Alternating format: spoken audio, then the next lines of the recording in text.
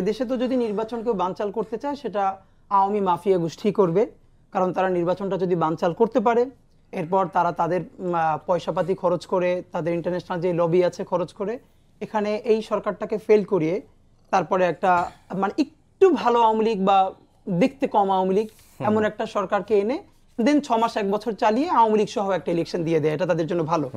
এবং যেহেতু সামনের ইলেকশন হওয়ার আগে অত্যন্ত জরুরি হলো ফ্যাসিস্ট খুনি হাসিনার বিরুদ্ধে অন্তত একটা রায় আসবে, যেটা গুরুত্বপূর্ণ।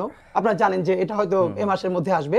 সুতরাং তারা যদি এই রায় সবকিছুকে চিন্তা করে সামনে নিয়ে নির্বাচনটা বানচাল করতে পারে তাহলে এখানে দুটো সুবিধা।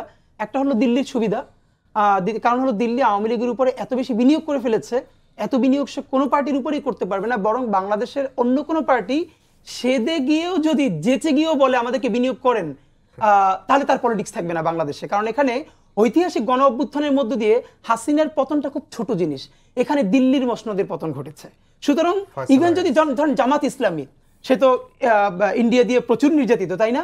আজকে যদি জামাত ইসলামীও তাদের সাথে কোথাও একটু গুড ফেইথে বসতে চায়, দেখবেন জামাত ইসলামীর পলিটিক্স নাই। তো এইখানকার তরুণরা এটা বুঝেছে, অ্যাপলিটিক্যাল জেনারেশনটা সব থেকে পলিটিক্যালি কনসাস হয়ে উঠেছে। তো এখন যারা তারা নির্বাচনটা বানচাল করবার চেষ্টা করবে।